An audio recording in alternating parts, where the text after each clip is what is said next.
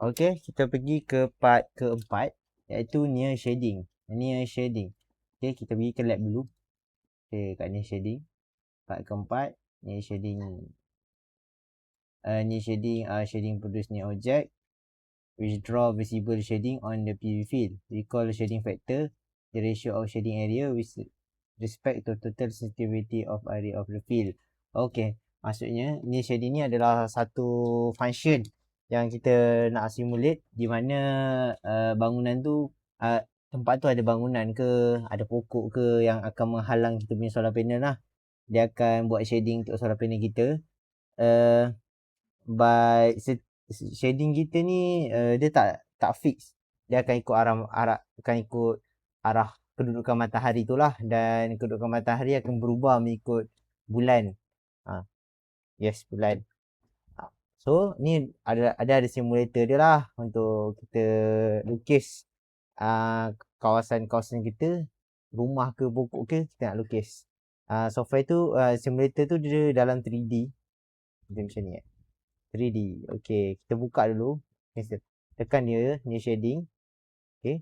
Lepas tu kalau kita nak buat sesuatu, kita construct atau perspektif, kita boleh import. Kalau kita ada data tu, kita boleh import. Dia minta file apa try betul.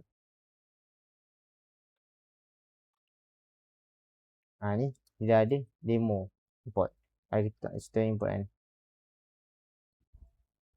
lepas kita tengok kontrak. Ni lah, ni contoh lah dia punya apa nama dia, ni kita punya PV panel kot. Lepas tu ni punya rumah, ni kita punya pokok, ada pokok kat situ. Macam tu. Tapi untuk ni saya tak nak call ni, saya nak buat new.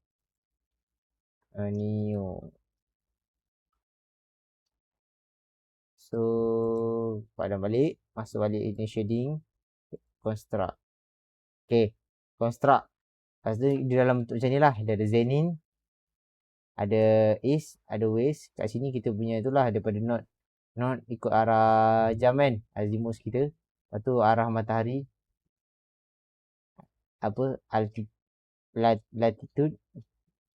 altitude dengan kita punya itulah nanti ada. So untuk kita construct, kita create dulu, tekan create. Contohnya elemen building boleh, seperti building.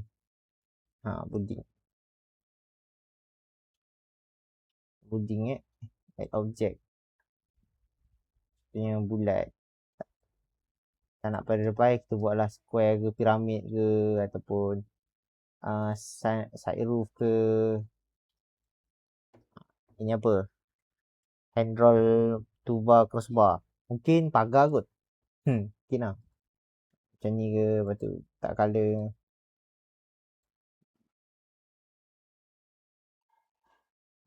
Agak. Colour biru, try colour biru. Roof. Tak jadi pun. Okay. First object. Kita boleh move dia. Boleh move dia macam 3D software lah. Memang 3D software pun. Macam 3D software. Kita boleh move dia ke atas ke bawah. Tepi. Lepas tu boleh rotate. Rotate tak boleh. Ada shortcut. Control B. Shortcut untuk move. Control M untuk modify. Mungkin kita boleh edit dia punya kepanjangan. Betul tu, boleh edit kepanjangan dia. Maksudnya buat macam ni ke. Macam ni ke.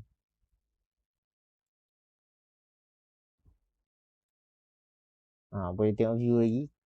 XY, YX, ZY. So yang ni tak smart.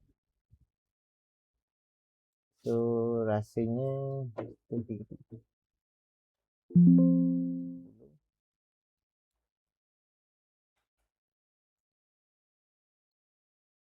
kosong 15. Boleh.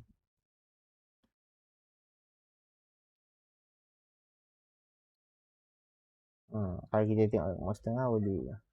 Kita boleh gerak-gerakkan dia pakai mouse tengah lah.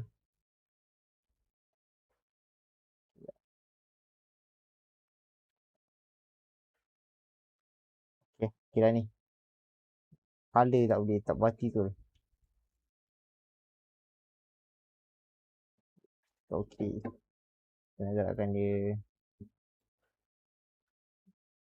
Okay, lepas tu kita lukis lagi. Klik add object lagi. Add object.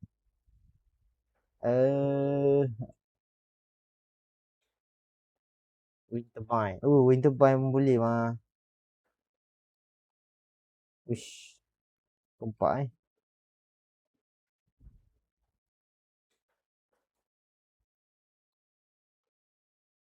Okay, alihkan kiri sikit. So kita ada dua barang lah. Dua barang kat sini. Wait, gerakkan. Oh, lemak. Terapung rumahnya. Oh, nak ni kena edit by booting. So, kita nak express. Ctrl M untuk move. Salah. Control apa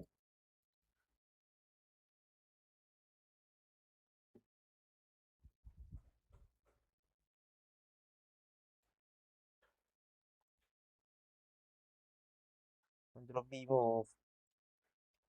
Ctrl B untuk move. Okay, baru ada kat tanah.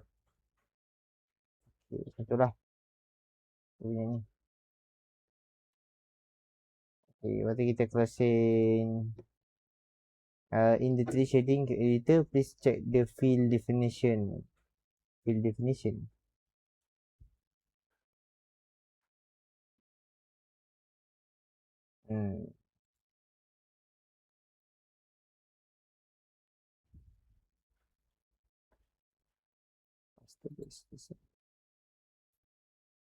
Fill definition.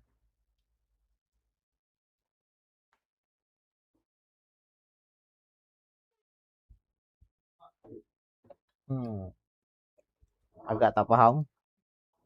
Oh, itu pakai je lah yang sedia ada, kita import je.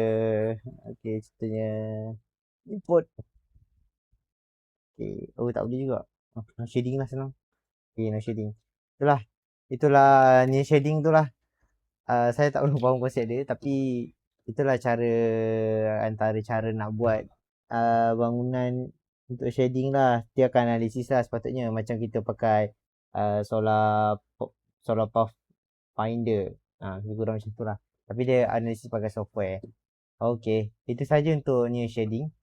Untuk new shading saya pilih new shading, senang nak analisis. Okay, kita akan go through ke part seterusnya. Terima kasih.